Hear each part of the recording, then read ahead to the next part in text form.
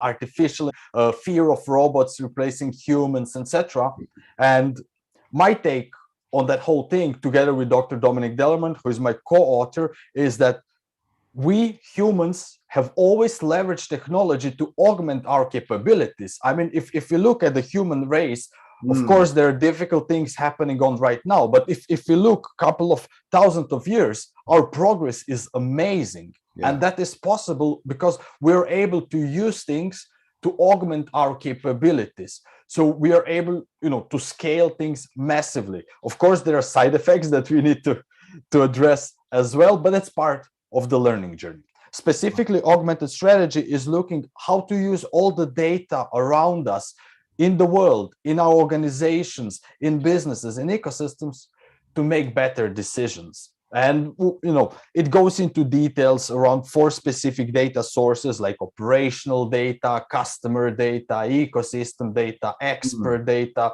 I could go for hours, but the key message is that all the data you need to make a good decision is already available to you. And that is kind of our bottom message. Forget about big data. What you need is specific data to make the decision. So let me ask you a question. I understand what you're saying. For our listeners who are saying, well, I'm running my small business, I'm not a big corporate company, I don't know how this applies to me. As a small business owner, how does that apply to them? Augmented strategy, and how can they utilize that in their day-to-day operation? Yeah. You mentioned it at the beginning. Every small business owner, they have an idea, and the question is, how can I make money on my ideas? What's very risky for every business owner, especially small businesses, is because they don't have so much resources, they cannot really, have too many misses. You cannot have 7 ideas in a row that are all failure and burn your accounts. So you always have this question, is this worth my time? So it was just last week, I was working with a group of small businesses in Wales, and they were talking exactly that. They said, okay, Bruno, I'm running a business full time. I don't have so much time to work on innovation. I don't have so much time, to work on new ideas. So what's always a big question for me is, how do I select the right idea? And what I suggested is, first, don't even try to select ideas. You need to filter them first. What I mean by that, especially as a small business, you should always have a very, very, very, very, very clear understanding of who is your customer and what are you doing for them. And I'm sure your listeners have heard about it in other episodes that you had and from other guests you had, but that's so worth repeating. What they don't hear so often is those are your filters. Think of it as a sift. When you have flour and you put it through the sift to break it into smaller particles so you get a nicer bread or a nicer cake or whatever. Think of it the same way. Like, you want to have filters that you will filter your ideas through, and then only analyze the things that pass through your filters. If your idea isn't about the customers you're currently serving and not using the capabilities you currently have, be it operations, resources, your people, yourself, it's probably too risky. It's probably too expensive, and you will not be able to profit from it in the short run. So that's your first step. That's how they can leverage what you asked me. And then the next step, when they have multiple ideas, and for example, it's about introducing a new product, but they don't have capabilities for it right now. So then the question becomes, okay, I don't have 7 months and I cannot go and hire a PR agency. I cannot go out and hire market analysts or whatever. I need to figure out myself, is this worth doing? And this is where augmented strategy kicks in. So first, I want to look at the data I have, historical data I have in my organization. What I mean by that, talk to your accountants. If you're not doing your own accounting, figure out, which of your products have been showing returns. What's the margin on them? Small businesses usually don't think that margins or things like that are important, but they are. Because if you have 3 products in your portfolio, you want to understand what's the margin on them. Because the higher the margin is, the more you actually have leeway to reinvest in your own business. So that's operational data. Then start looking at the customer data. Figure out, what have customers been telling you? Have you received any complaints? What about the phones? It all depends if you're in the B2B or B2C, even as a small business. Yeah. And then reach out to these customers. Figure out, don't ask them, would you like this? That's a silly question. Why would anyone say no? Especially if they like you as an entrepreneur. Yeah. Don't ask, would you like this? Try to figure out, what are you using my product for? What does it do for you? How does it fit in your daily life? What does it help you achieve, accomplish, etc.? Now that's useful data. Yeah. And then don't forget, even though you're a small business, don't forget your own employees. They're your best asset. If you're alone and you have 3 employees, I mean, leverage them, use them, ask them for feedback, discuss with them, include them in the conversations around business. As I said, small business owners are usually the drivers of the whole business. But that doesn't mean that it has to be that way, because leader is successful when people start leading as well. And not only that, leader profits from that as well. When people have more agency, when they're self-starting, when they start bringing in ideas, etc. So yeah, I'll pause here for a moment. We're having that conversation. Let me ask you this. So can you give me an example of a company maybe you worked with or you helped, a small business who they were, I mean, you mentioned Wales just now, that they're considering doing something. They're not sure if it's going to work. You came up with you went through your augmented strategy, and they were able to start something or create something or innovate something or disrupt something. Any example of any product or a company or a service or of some sort, so our audience can really get how important this is. So big disruption hasn't happened yet, but big disruption also takes time, and that is something people also forget. I think disruption happens overnight. I'm trying to think of a specific example that I can remove some parts of. So there is a great startup in Norway. I do not claim the whole success for them. That's also something important for startups and small businesses. They have to do a lot of work themselves, even if they have external help. And that's why I like to say, it's all on them, even when experts are there. Oh, so, definitely. Yeah. So in this case, this startup was looking at dealing with the problem of food waste and trying to do that profitably. So not just going, for subsidies from the country or from subsidies from the local offices, but say, hey, can we actually build a legitimate business that's about impact, food waste removal, kind of, contributing to the green goals, sustainability goals, etc. As I said, without necessarily being a B Corp or something similar. Right. So what they started from is understanding, okay, there are processes for actually saving food from wasting away. You need to notify people what's in their fridge. You need to figure out, when is the food going to expire. And what they started in the beginning is they thought our customers are going to be people like you and me, Mac, who have food in the fridge. So if I'm environmentally conscious and price conscious, I don't want to throw my food away. That was their first assumption. Now, thinking about customer data and their operational data, they started testing with these different customers. And what they realized is that even though people would do that, that wouldn't actually bring enough money to the business itself to make the business actually sustainable. So what they found out was there are people that love the problem and that want the solution, but the volume and the pockets aren't deep enough. So they said that customer data is telling us that we need to find another customer if we want to make this business. So they turned to the business side. They had an assumption, okay, restaurants, they throw a lot of food away. Supermarkets, they throw a lot of food away. Hotels, they throw a lot of food away. So they started, okay, let's now start looking for the data in those customer segments. Wow. And long story short, they did find out that especially supermarkets and restaurants, not only can they save food, but they can save a lot of money as well. Because once they have systems for detecting which food will be spoiled in a week or so, not tomorrow, not this morning, then they could actually reprioritize their cooking schedules, their catering schedules, their delivery schedules, and use it because it's good food. It's not spoiled food. But if it goes undetected, it will be spoiled.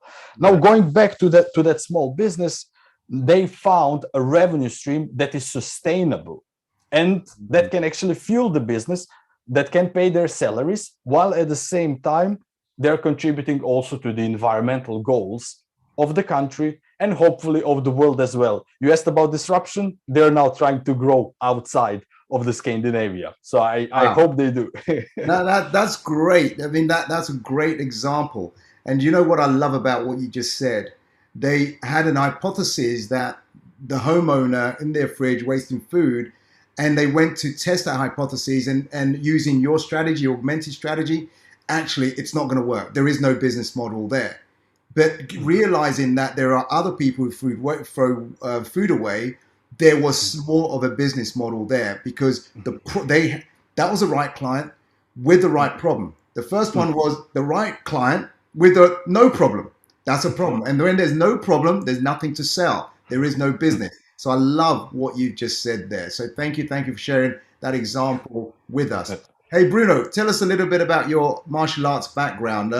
I've been practicing martial arts, various forms, for over 38 years now, 38 years. And in the last 22 years with the Honourable Grandmaster Trevor Nichols here in the UK in Taekwondo. So I'm always interested in speaking to other fellow martial artists who are also in business. Yeah. So I still haven't practiced as much as you did, but I hope I will reach that milestone as well. So I have around 25 years. I've been practicing since little kid because of my father, among other things. I started with karate.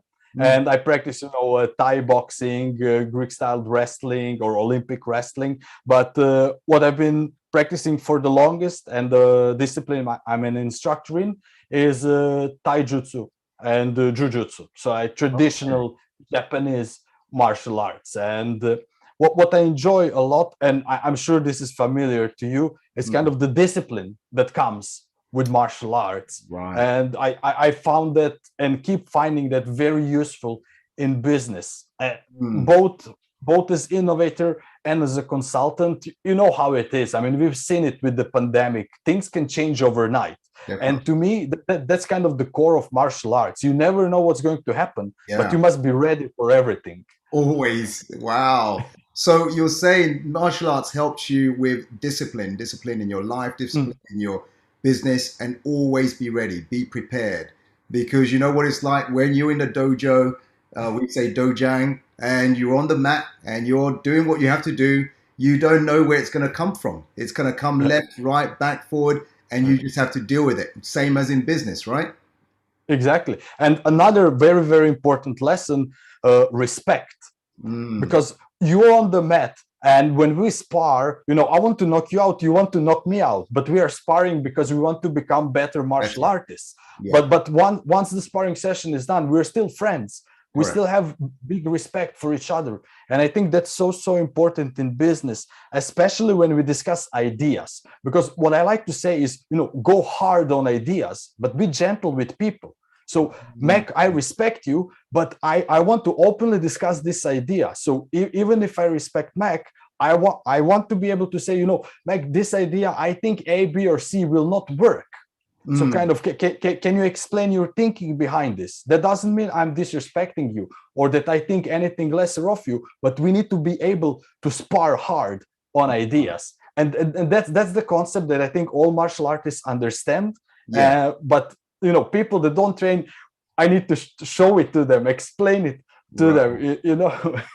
I get it. So why do you think that happens? That some business owners or entrepreneurs or that have a team, however big, or even executives fear innovation. Why does that happen? And what's the real fear there? So here it's, I would say, in my experience, root cause for fear is a little bit different between, let's say, small business owners and executives. Small business owners, because businesses are usually extension of their person. Right. So if if their idea fails, they also feel personal failure, like I'm failing as a person, I'm failing as a business owner, as a father, as a mother, as a spouse, so it really hits on their ego. And of course, then when the perceived weight of failure is so big, you become very, very hesitant. When it comes to people in the larger organizations, it's something similar, but they don't feel the business is necessarily an extension of them, but they do feel the fear of losing face, losing power, and of course, perhaps losing their job, salary, bonus, whatever. Because one thing, and only one thing is true about innovation: it's uncertain. No guarantees. So even if you do everything right, you get the best experts in the world, no one can guarantee that this specific idea will be a great success. And of course, then that makes it, a little bit less attractive, a little bit more fear-inducing. But the good thing is, and I'll focus here a little bit more on the small business owner. The good thing is, when they realize that investments can be small, it doesn't have to be big, swinging for the fences, crazy, throwing my whole business behind it. An investment into testing an idea can be as small as, £100, $100, or whatever is your currency, and a week of work. What I like to say is, spend ideas, not money. Grab a colleague, book 2 hours of your whole week to write down what the idea is about. How would it change the business? Does it make sense? I mean, if you can't write it down, it's probably not a good idea. Right. That's it. You saved money and time. Awesome. Bruno, you talk about the profitable innovation Trinity. What is the profitable innovation Trinity? What is that? Yeah. So what we talked about, developing ideas, that is part of it. So I was just talking, write down the idea, figure out how to develop it, etc. But the other part that's not so much thought about is innovation, because how uncertain it is also a numbers game. So a small business owner cannot count on one idea making that big difference in their life. They need to be doing, maybe 10 to 20 ideas every month. Okay. So that is the other part. So what I call doing innovation is taking this idea and developing them. But then looking over all these 10, 20 ideas, that's managing innovation, figuring out, okay, that idea, I need to put Johnny on that idea and I need to follow up in a week. Oh, on that idea, Paula will be working on it and she's going to check up in 2 weeks.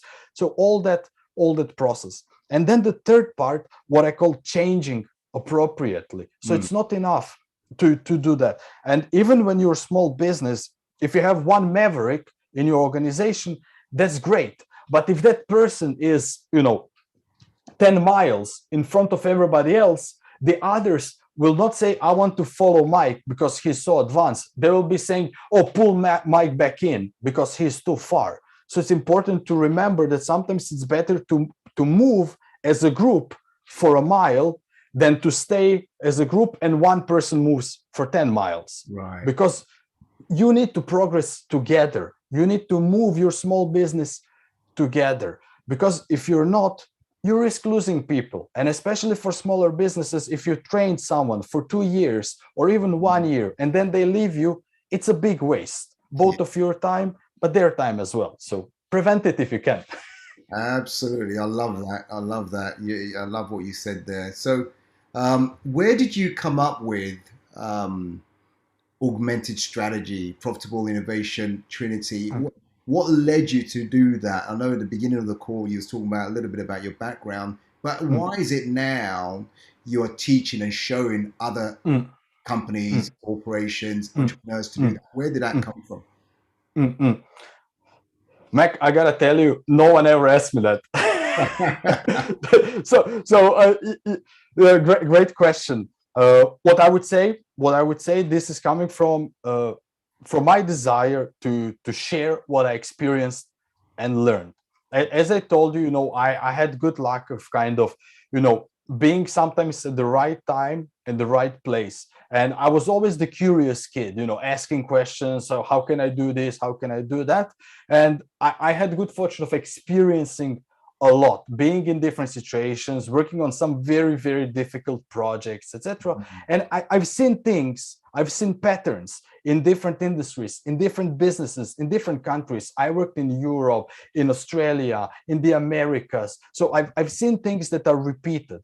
And then what I realized from hard experiences, people don't react well to jargon. They don't react well to elitist language or language of methodologies. Right. And even though English isn't my mother tongue, but everybody in the Western world understands it. So what I'm trying really, really hard in everything is, try to use plain language. And that's kind of, when I look at the models, I try to illustrate them and put them on paper in a very, very concise way. For example, Augmented Strategy is less than 100 pages. That's by design. It's easy to write 400 pages, but writing 100 pages where every page tells you something new in a language that's accessible, it's something that I value very, very highly, because I found it so valuable to learn from others. And then I try to share that as well. I don't know if that makes sense, but that comes as an answer. Yeah, absolutely. I get it. So I love what you've been saying. I love how all your concepts helps people innovate, or entrepreneurs innovate, and business owners innovate for profitability. So for those who want to get in touch with you or want to learn more or get a hold of you, what is the best way for them to do that? What's the best way for people to connect with you? So I make everything available on my website. It's www.pesc.no. NO for Norway. You will find there all the things that you mentioned, a lot of things we discussed about, also my contact details. So if anyone is listening this and just is curious about hearing more or getting extra material, just reach out to me or Mac. Mac also has my contact, and also a lot of great material. And I'll be happy to point the listeners in the right direction. As I said, I don't try to hide anything. I try to make everything accessible on the website. It's my way of paying it forward. Absolutely. Okay. Thank you very much for that, Bruno. And for all our listeners here, I want to say you've been listening to Bruno Pešec, and he's passionate about helping businesses innovate for profitability. Get in touch with him. Let's see how he can help you to make more money through your business. There may be hidden profits that you're not aware of through your products or through your services. So Bruno, I want to say thank you for your time, your energy, and your wisdom and your insights in this conversation today. Thank you, and I'll speak to you very, very soon. Thank you, thank you, thank you.